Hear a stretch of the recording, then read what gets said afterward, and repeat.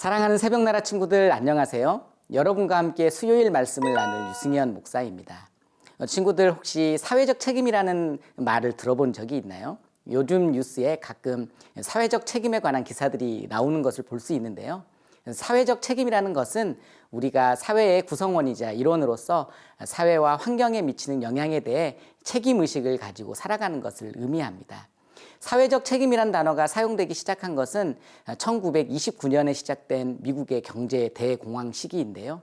그 이전에는 개인주의 원칙에 따라 각 개인과 기업은 자신의 이익을 위해 열심히 일하고 다른 사람에 대해서는 관심을 두지 않아도 된다고 생각했었지요.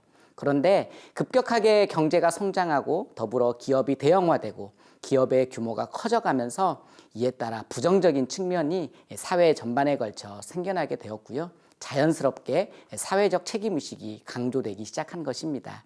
그런데 놀라운 사실은 이 시대가 강조하고 있는 이런 책임의식이 이미 구약시대에 하나님께서 이스라엘 백성에게 주신 계명 안에도 있었다는 점입니다.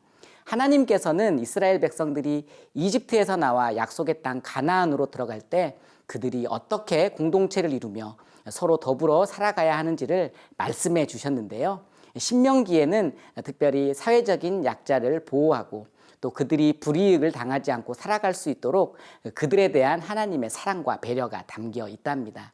오늘은 책임 있는 크리스천이라는 제목으로 함께 신명기의 말씀을 계속해서 나누도록 하겠습니다. 오늘의 말씀은 신명기 21장 1절에서 14절입니다. 너희 하나님 여호와께서 너희에게 차지하라고 주신 그 땅에서 사람이 죽어 들판에 누워있는 것을 발견했는데 누가 죽였는지 알 수 없으면 너희 장로들과 재판관들이 나가서 그 시체와 가까이 있는 성들 간의 거리를 측정하라. 그리고 시체 가까이에 있는 그 성의 장로들은 아직 일해본 적 없고 멍에를 맨 적도 없는 암송아지를 가져다가 한 번도 갈지도 심지도 않은 시내가 흐르는 골짜기로 데려가서 그 골짜기에서 그 암송아지의 목을 부러뜨리라.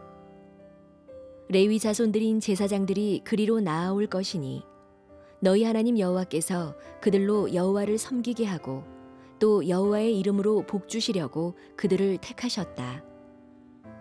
모든 소송과 모든 분쟁이 그들의 말대로 판결될 것이다. 시체 가까이에 있는 그 성의 모든 장로들은 골짜기에서 목을 부러뜨린 그 암송아지 위에 손을 씻으며 이렇게 말하라. 우리 손들이 이 피를 흘리지 않았고 우리 눈들도 그 일을 보지 못했습니다. 여호와여, 주께서 구속하신 주의 백성 이스라엘을 위해 이 속죄하는 것을 받아주시고 주의 백성들에게 그 죄 없는 사람의 피에 관해 묻지 마소서. 그러면 너희가 스스로 그 죄 없는 피를 흘린 죄를 제거할 수 있을 것이다. 너희가 여호와께서 보시기에 옳은 일을 했으니 말이다. 네가 네 원수들과 싸우러 나갈 때 네 하나님 여호와께서 그들을 네 손에 넘겨주셔서 네가 그들을 포로로 잡게 되었는데 만약 그 포로들 가운데 아름다운 여인이 있는 것을 발견해 마음이 끌린다면 너는 그녀를 네 아내로 삼아도 된다.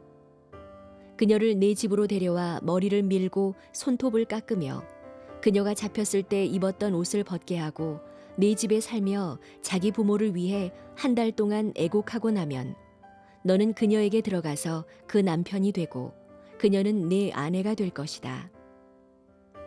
그런데 네가 그녀를 기뻐하지 않으면 그녀가 원하는 대로 그녀를 가게 하고 결코 돈을 받고 그녀를 팔지 마라. 네가 그녀를 비천하게 했으니 그녀를 종으로 여기지 마라. 살인은 그 어떤 죄와 비교할 수 없는 큰 죄입니다. 십계명에도 살인하지 말라는 계명이 들어있죠. 사람은 하나님의 형상대로 지음을 받았는데 하나님의 형상대로 지음받은 사람을 죽이는 것은 하나님의 형상을 파괴하는 행동이라고 할 수 있죠.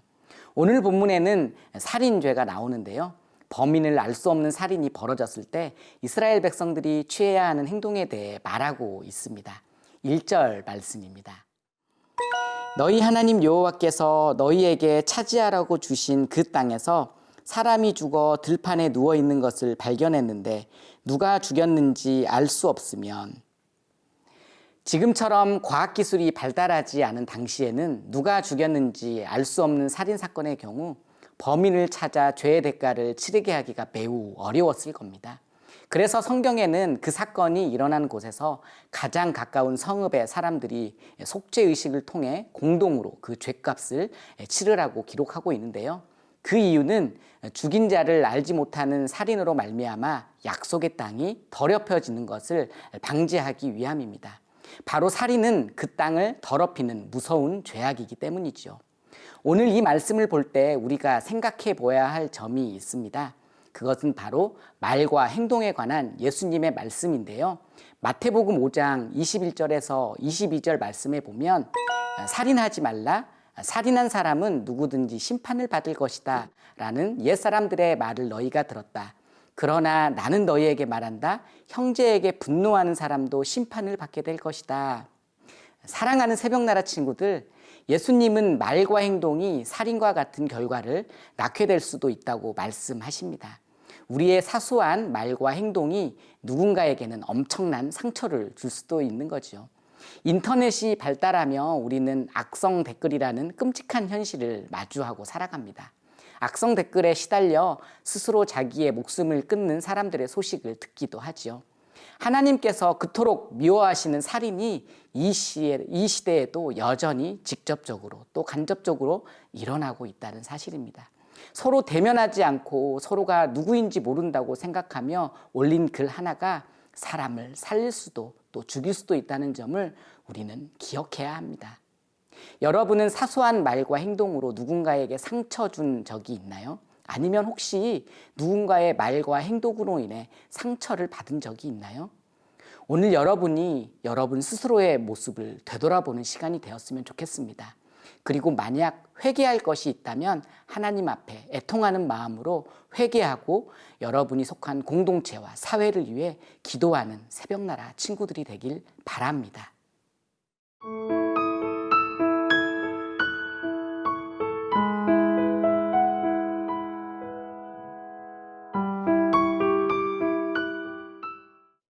이어서 전쟁에서 이스라엘 백성이 승리한 후 포로를 잡은 상황이 나오는데요.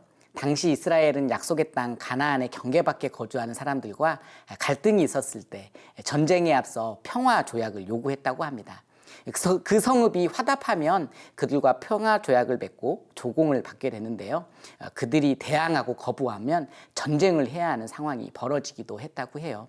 그때 전쟁을 하며 포로를 잡게 되는 거지요. 그런데 포로로 잡힌 여인을 사랑하게 되어 아내로 삼고자 하는 경우가 생기게 되는 거죠. 본문은 그런 상황에서 어떻게 행동해야 되는지를 기록하고 있는데요. 13절 말씀입니다. 그녀가 잡혔을 때 입었던 옷을 벗게 하고 내 집에 살며 자기 부모를 위해 한 달 동안 애곡하고 나면 너는 그녀에게 들어가서 그 남편이 되고 그녀는 내 아내가 될 것이다. 전쟁에 나간 군사들이 만일 그가 원한다면 자기가 잡아온 포로와 결혼하는 것이 허락된 것이죠. 왜 결혼을 허락했을까요? 고대 시대의 여성들은 약자 중에서도 약자였죠. 만일 결혼이 허락되지 않는다면 군사들이 그 포로들을 함부로 대했을 겁니다. 그래서 하나님은 포로와의 결혼을 허락하셨고 아무리 전쟁의 포로라 할지라도 그 여인을 아내로 맞아들일 때에는 그에 합당하게 대우하도록 명령하신 것이죠. 그녀를 집으로 데려오고 그녀는 그곳에서 머리와 손톱을 깎고 포로의 옷을 벗어야 합니다. 이런 행동은 그녀가 이전에 살던 이방 종교와 문화에서 완전히 떠나게 하려는 것입니다. 나아가 시간이 지난 후에 남자의 마음이 바뀌어서 더 이상 그 여인을 사랑하지 않게 될 경우 절대로 종으로 여기거나 돈을 받고 노예로 팔 수 없다고 말씀하시는데요. 그 당시 문화 속에서 사회적 약자인 여자를 보호하려는 하나님의 마음을 엿볼 수가 있죠. 오늘의 말씀을 통해 우리는 하나님께서 소중한 생명을 죽이는 우리의 말과 행동을 얼마나 싫어하시는지를 살펴보았고, 또한 하나님은 사회적 약자, 소외되고 힘없는 사람들이 보호받기 원하신다는 것을 살펴보았습니다. 그렇다면 이제 우리는 어떤 마음가짐으로 살아가야 하는 걸까요? 우리는 우리 주변에 있는 약한 사람들을 무시하거나 함부로 대해서는 안 될 것입니다. 예수님께서는 작은 자 중 하나에게 냉수 한 그릇이라도 주는 자는 결탄코 상 잃지 않을 것이다 라고 말씀하셨기 때문입니다. 오늘 이 말씀을 기억하며 하나님의 마음을 향한 우리 친구들의 마음이 되기를 축복합니다. 오늘도 주님 안에서 책임 있는 크리스천으로 선한 영향력을 발휘하길 바랍니다. 기도하겠습니다. 사랑의 하나님, 우리에게 책임 있는 크리스천으로 이 세상을 살게 하시니 감사합니다. 우리의 말과 행동을 돌아보며 우리의 말과 행동으로 혹시 상처 주지 않는지 생각하며 묵상하는 우리의 삶이 되게 하여 주십시오. 감사드리며 예수님 이름으로 기도합니다. 아멘.